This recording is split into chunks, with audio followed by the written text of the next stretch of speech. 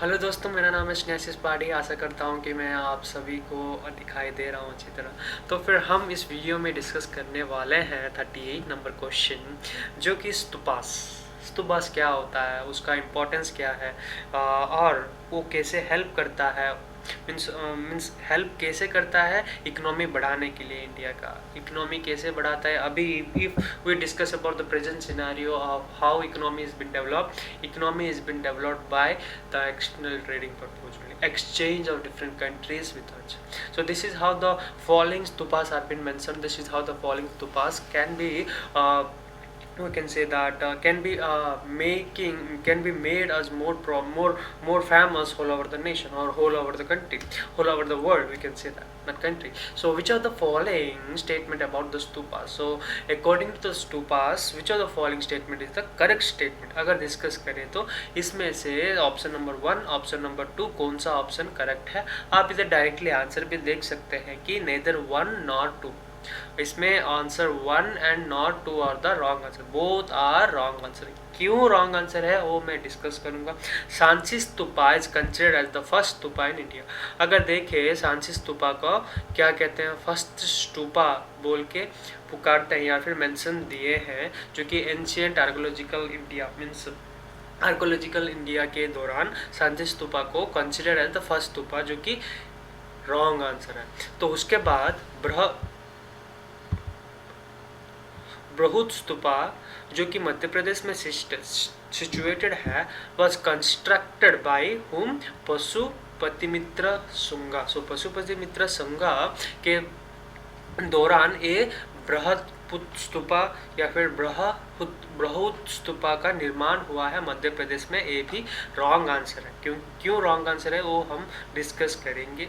तो फिर answer number 1 जो भी है वो क्यों रॉन्ग आंसर है, क्योंकि the main stupa at Piprahwa, PIPRAH, Piprava, one of the earliest so far discovered India, was built in 3 phases. Usually Pipraha जो भी है main stupa at Piprava was built and discovered in India was built in 3 phases. वो 3 phase में निर्माण हुआ था।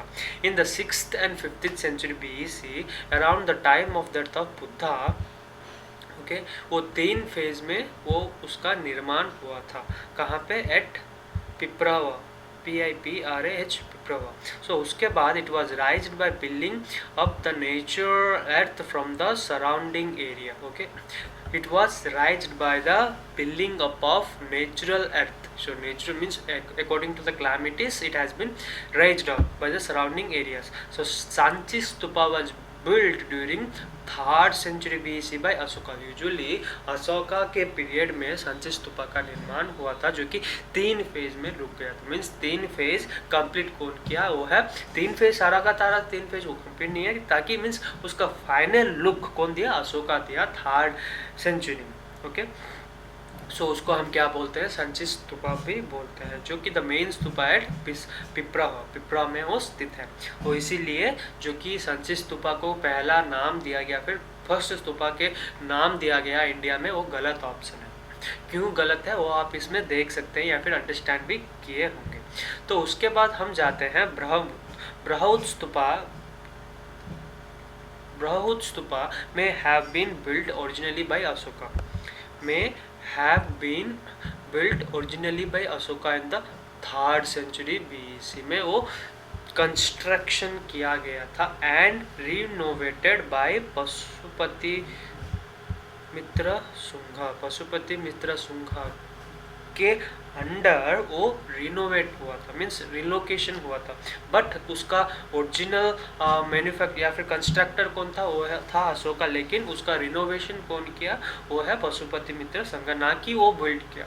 ठीक है, वो भी आपको अंडरस्टैंड होना चाहिए। ठीक है, तो फिर आपको आशा करता हूँ कि आपको समझ आ गया होगा। स्तूपा का जो भी क्वेश्चन आएगा, सांची स्तूपा, बृहद स्तूपा, जो कि मध्य प्रदेश में स्थित है, कौन किया, stupas usually build, both the stupas are been builded by whom, by Ashoka. ठीक है, दोनों का दोनों स्तूपा कौन बिल्ड किया, वो है अशोका द ग्रेट के दौरान वो बिल्ड किया गया। मीन्स अशोका के अंडर ही ये दोनों स्तूपास बिल्ड किया गया। कौन कौन सा स्तूपा, एक है सांची स्तूपा, दूसरा है बृहद स्तूपा जो कि मध्य प्रदेश में स्थित है, जो कि कहाँ पे स्थित है, मध्य प्रदेश में स्थित है। लेकिन वो रॉन्ग ऑप्शन है। कौन सा रॉन्ग ऑप्शन है? जो कि फर्स्ट नंबर ऑप्शन दिया गया है कि स्तूपा पहला स्तूपा है सांची स्तूपा, जो कि रॉन्ग ऑप्शन है। ठीक है, तो फिर नेक्स्ट चलते हैं एडिशनल इंफॉर्मेशन पार्ट में। ठीक है, या आप इधर देख सकते हैं कि the stupa hold the most important place among the earliest Buddhist architecture, क्योंकि जो भी स्तूपास होते हैं ना, वो एक मॉन्यूमेंट की तरह, एक मेमोरी की तरह, किसका मेमोरी की तरह? बुद्धिस्ट आर्किटेक्चर का जो भी होता है ना, एक मेमोरी की तरह स्तूपास बिल्ड किया करता था Ashoka. So they offer the earliest sculpture representation of important episodes of the Buddha's life and Jataka stories. सो जो भी होते हैं ना, वो क्या करते हैं, बुद्धा का लाइफ एंड जटका स्टोरी के बारे में वो रिप्रेजेंट करते हैं, जो कि स्कल्पचरल रिप्रेजेंटेशन हम बोलते हैं। मीन्स हर एक स्कल्पचर होता है, उसमें लिखित है कि बुद्धा कैसे चल रहा था, कैसे वो दौड़ रहा था, क्या कर रहा था, उसका फंक्शनैलिटी क्या था, उसका डिफरेंट काउंसिल्स क्या था, उसका प्रिंसिपल्स क्या था। वही इसका मेन मोटो है स्तूपास का। मीन्स स्तूपा एक नॉलेज का हब था। जैसे कि हम जानते हैं, मीन्स पहले ज़माने में हम लाइब्रेरीज तो नहीं था, पुस्तकालय नहीं था, लेकिन इस समय पुस्तकालय होते हैं ना, उस पुस्तकालय में क्या हम करते हैं, जाके पढ़ते हैं। ठीक है, उसी प्रकार क्या होता था, स्तूपास का निर्माण इसीलिए होता था कि वो एक प्रोपागेशन ऑफ नॉलेज की तरह उसका यूटिलाइजेशन होता था। I hope that you are understanding what I am saying. Usually एक propagation of what, propagation of किस प्रकार होता था, प्रोपगेशन ऑफ नॉलेज हब, हम जो भी बोलते हैं नॉलेज हब की तरह वो प्रोपगेशन किया करते थे। ठीक है, तो फिर वही इसमें दिया गया है। The stupa is done several amount of bricks which was used for housing Buddha's lytic or to commemorate significant fact and event related to Buddhism। ठीक है, बुद्धिज्म का प्रोपगेशन करने के लिए वो स्तूपास का निर्माण किया करते थे। The earliest archaeological evidence for the presence of Buddha stupa dated back in the 14th century BC। तो ओके, ये भी हमको ध्यान में रखना चाहिए कि the earliest archaeological evidence for the presence of Buddha stupa dated back in 14th century में वो पाया गया था, जो कि सांची, सारनाथ, अमरावती, बृहद and among the oldest known stupas.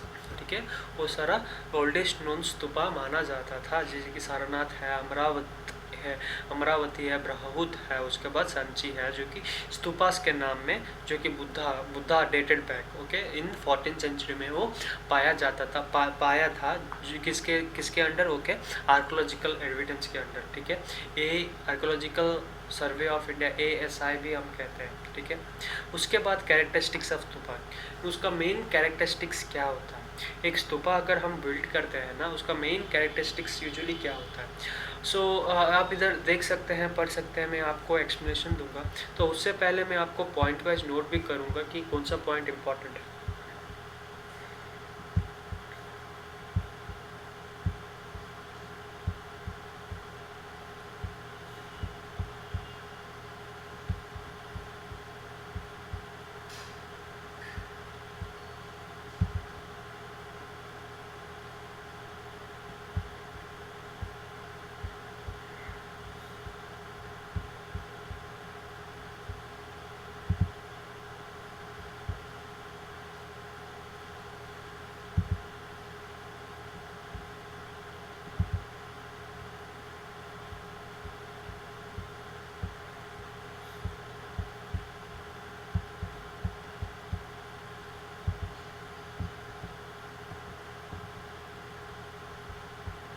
या आप इधर देख सकते हैं कि the characteristics of stupa.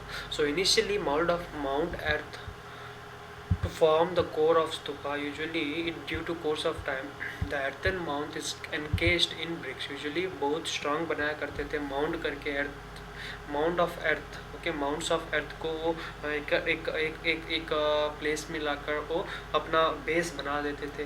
The bricks encasing sometimes are superimposed by covering of stones। so usually stones manufacturing करने के लिए बेस का, स्टोन्स जब मैन्युफैक्चरिंग होता था डिफरेंट शेप्स में, उस शेप्स लाकर क्या करते थे, स्तूपास बिल्ड करते थे। ठीक है, उसका बेस, उसका मिडिल पोर्शन, अपर पोर्शन वो भी बनाया करते थे। उसके बाद पहला पॉइंट है stupa are usually built in the foundation laid with blocks of stone और bricks. Okay, blocks of stone and bricks के माध्यम से स्तूपास का निर्माण किया करते थे। On this foundation, a hemispherical dome was raised. Okay, hemispherical dome का राइज किया करते थे। ठीक है, हेमिस्फेरिकल डोम। ठीक है, हेमिस्फीयर 1 2 3 4 5 6। ठीक है, 6 साइड्स हेमिस्फीयर शेप्स का एक डोम बनाया करते थे, जिसको हम बोलते हैं ANDA अंडा। अंडा भी हम बोलते हैं। उसके बाद अंडा मीन्स वो अंडा नहीं है यार, ये अंडा डिफरेंट है। सो इन एलियर ईयर्स, तो फिर आशा करता हूँ कि आपको समझ आ रहा है कि अंडा का मतलब क्या है। वो अंडा नहीं है, वो अंडा डिफरेंट है। वो अंडा में क्या होता है, खाने के लिए होता है। अंडा क्या होता है, पढ़ने के लिए होता है, जो कि हेमिस्फेरिकल ड्रोम की तरह वो सिचुएटेड है। उसके बाद later year the trunk of stupa became more elongate and elevate. Most it took the form of cylindrical vessel. Okay, on the truncate top of the hemispherical, a harmica is placed surrounding by a railing. Okay, harmica is been placed surrounding by a railing. ये very important है। ठीक है, उसके बाद अगर देखें the stupa is enclosed by Vedic at Brahut, Sanchi and Amravati. The Vedika consists of upright pillar with 3 transverse bar known as the Suchi.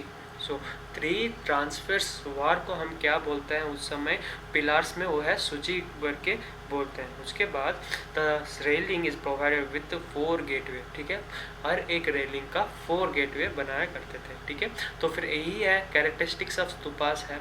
तो फिर बुद्धिस्ट आर्किटेक्चर में क्या हुआ, जो कि हम जानते हैं इंडियाज में सांची है, सरनाथ है, अमरावती है, ब्रहुत है, वो सारा किसके अंडर हुआ है वो हमको पता है। मीन्स दोनों का दोनों ऑप्शन क्यों रॉन्ग हुआ, क्योंकि अशोका के पीरियड में वो बनाया किया था, एक मध्य प्रदेश में और एक सांची स्तूपा जो कि बिहार में पिसवार में। ठीक है, वही है। तो फिर आशा है कि आपको समझ आ गया होगा additional information as well as the question of the stupas. तो फिर आशा है कि आप लाइक करोगे, शेयर करोगे। धन्यवाद।